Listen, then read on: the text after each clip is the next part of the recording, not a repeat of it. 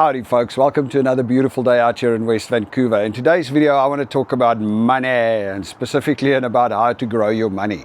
You know, as an expat from South Africa, one of the problems that a lot of new immigrants into Canada has is the fact that our currencies and where we come from, our money is kind of worth a lot less than the Canadian dollar, so that completely prices us out of the housing market here in Canada. You know, historically what people would do is they would go and purchase a home, and that would be their big investment that grows over the years, and 10 years or 20 years from now your home has built a whole bunch of equity value and you've got a lot of money and you cash out, and that's how you sort out your old age or whatever.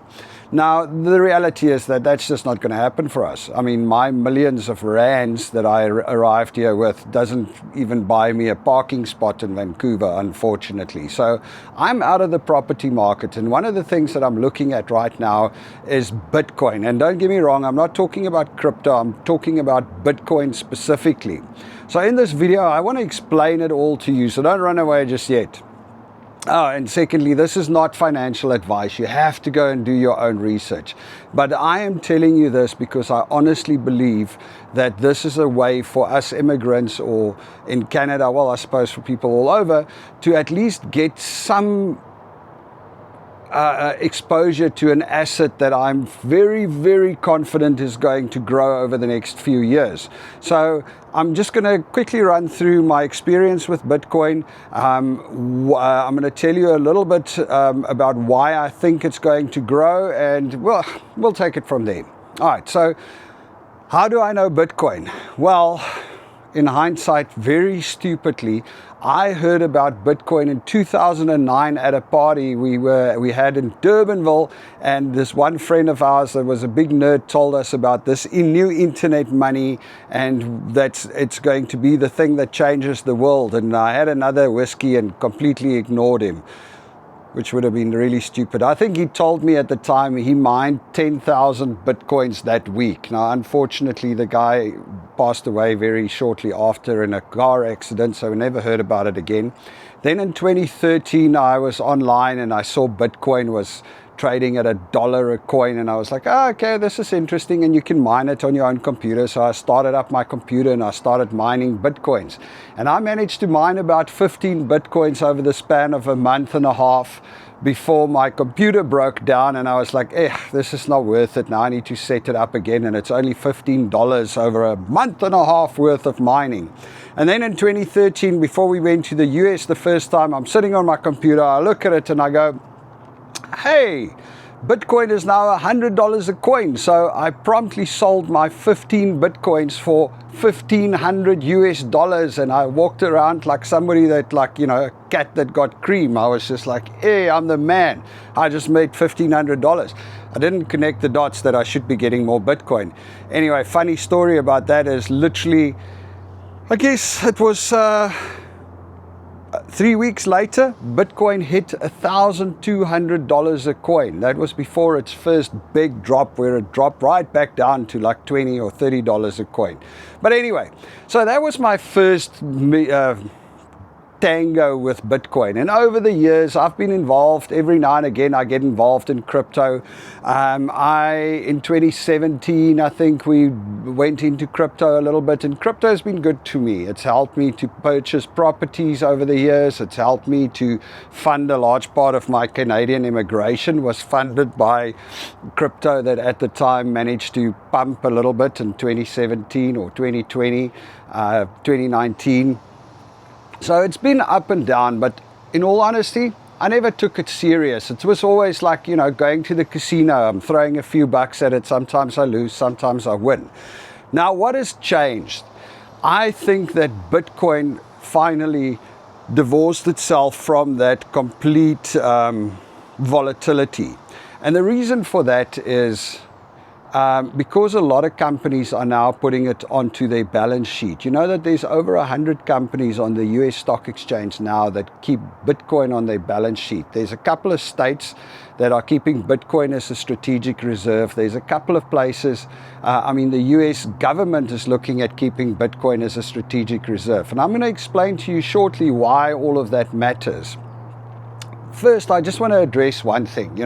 There's a lot of people that say, oh, but it's just digital, it's just nothing, it's not something physical, it can't have value. Well, the reality is, my friend, that at the end of the day, value is in the eye of the beholder. It's really subjective. People, the value of something is what somebody else is willing to pay for it and why they are willing to pay that for it. I mean, a bottle of water in the desert is worth $1,000 if you don't have one. Well, it's worth $1 million if you're thirsty and there's no other water. But a bottle of water on a truck full of water is worth a few cents. So it really is up to what somebody is willing to pay for it. All right, now let's take a step back. Before I start telling you more about Bitcoin, I just want to use another analogy, and I want to explain to you something that is actually so weird, but anyway, it is what it is, and I take it from who it came. I believe it. So I was at a conference in New York City and having drinks one night, and I ran into this guy who is an art lawyer, famous art lawyer, well known in the art space, and he was explaining to me how you make money from art. And his big secret is you make money from art by not selling your art. If you're an artist, you shouldn't sell your art. You shouldn't sell too much of your art, because if you do, you devalue your art. You need to keep it tight because scarcity is the important bit. And quickly, let me explain to you how he says the art market works. And look, there's a lot more intricacies around it, but in a nutshell, he says if you discover a new artist and the guy has got a story that can sell art, the first thing you do is you sign an agreement with him as an agent or as whoever to say that he's not allowed to sell his art to anybody else, or he has to get it approved through you, or he's only allowed to sell a certain number of paintings. So he says how it works is, so you get that artist, you sign this agreement with him, and you go and you buy 20 paintings from this artist, for example, and you pay him $10,000 each for his 20 paintings. Now you have 20 paintings that's worth $200,000 because it's $10,000 each. You take these 20 paintings, you take one of your paintings and you go put it up at auction in Christie's.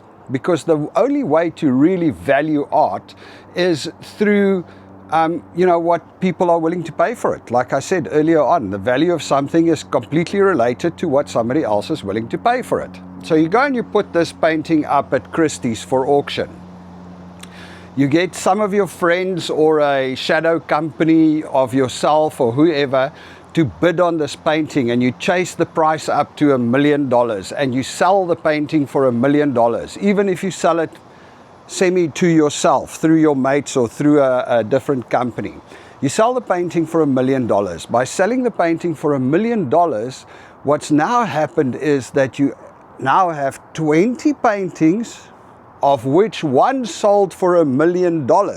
So the value of your 20 paintings have just gone from $200,000 to $20 million.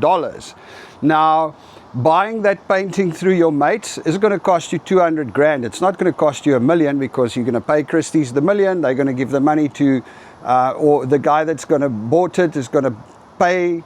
The money is coming back to you. So you're getting your 800,000 minus the 20% Christie's commission, so that's 200 grand, and it goes off to them.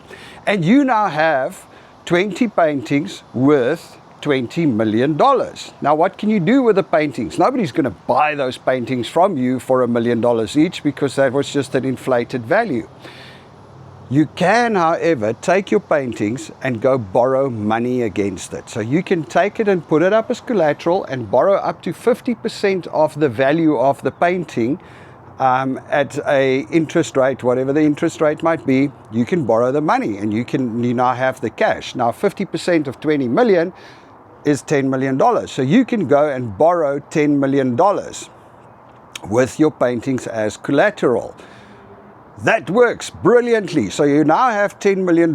You can take your $10 million and you can go invest it in property, or you can go and invest it in shares, startups, start a business, whatever you want to do. You take that money and you start working with that money and growing it, and you pay your loan back monthly. Okay. Now you're obviously going to say, Oh, but that's a problem, because now you're paying interest and everything, and eventually your 10 million is going to run out. And what if you can't make the payments? Well, the answer is very simple. Before you get to the point where you don't have enough money left to make the payments, you take a painting, you take it to Christie's, you put it up for auction, and you bid it up to $2 million, and you sell the painting for $2 million. So now your paintings are worth $40 million, not 20, and you can borrow another $10 million. Maybe you've already paid 3 million back, so now you can borrow another 13 million, and off you go again, and you just recycle it. You just start it over and over and over. Now, obviously, in the real art market, there are people, you know, there's groups, and you have to be an insider, and then you can play in that market, and it's maybe not that tightly controlled, but that's kind of how the baseline of it works. And let's understand what it means. It means that if I have something where I control the value, and I have a place where I can use that as collateral and borrow the money, it's like an infinite money tap.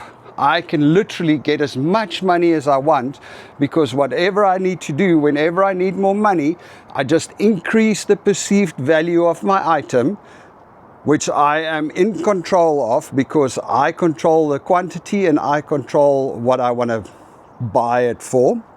And by increasing the value of my item, I can increase the amount of money that I can borrow, and by increasing the amount of money that I can borrow, I can get more money. So it can go on infinitely. Now, that's how the art market works. Let's get back to Bitcoin. Bitcoin is at the moment at a similar place.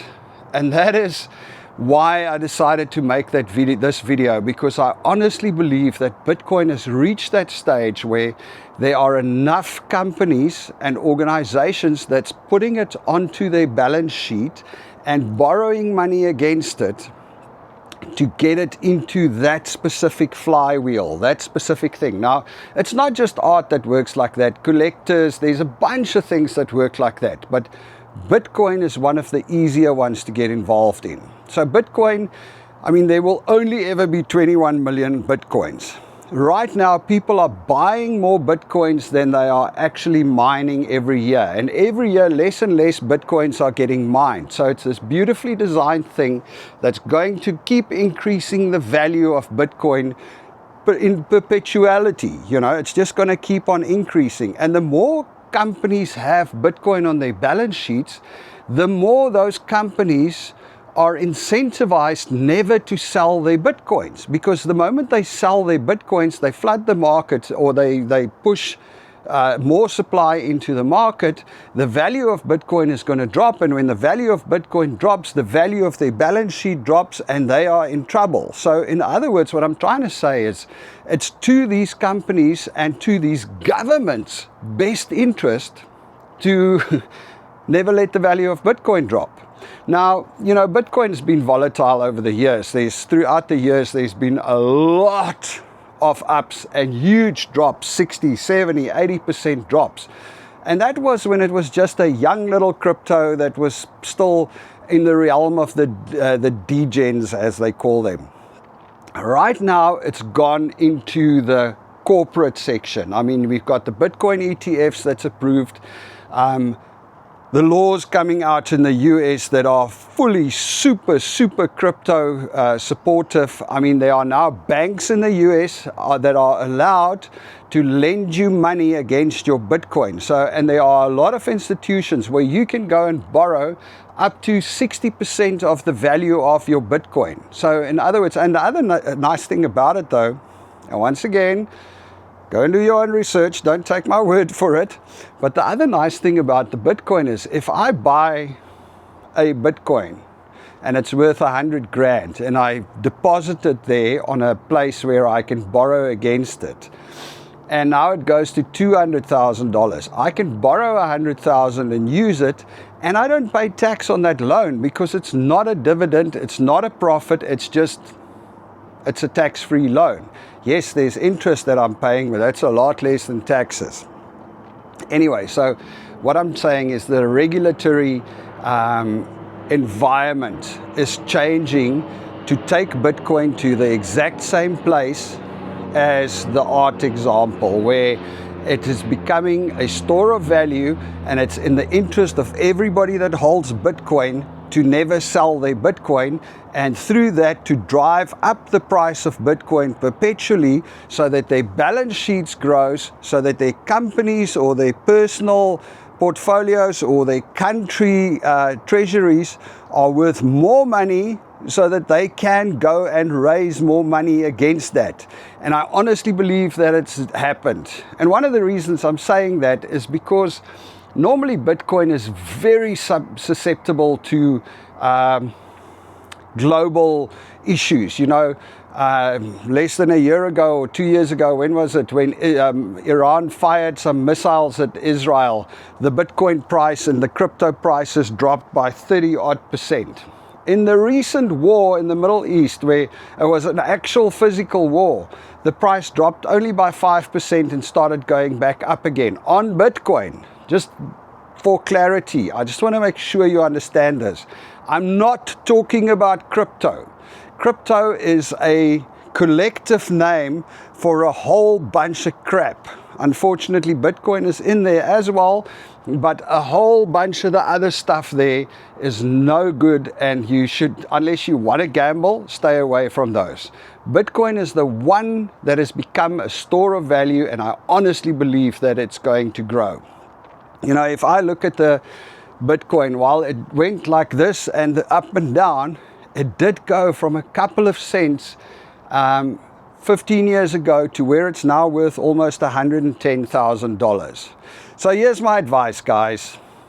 Go and look at it, go and do some research, and go and, you know, I wouldn't invest my whole life savings in it, but I would definitely consider buying a few Bitcoins and parking it there and just like waiting it out and just seeing where it goes, because I honestly believe that it is an investment that we can get involved in right now, that is a store of value that's going to keep its value just like gold over the next years, because we are going into a time where I honestly believe that the value of the dollar and the value of our currencies are dropping, even though they say inflation is not that bad. And inflation, I mean, we know that those numbers are fudged.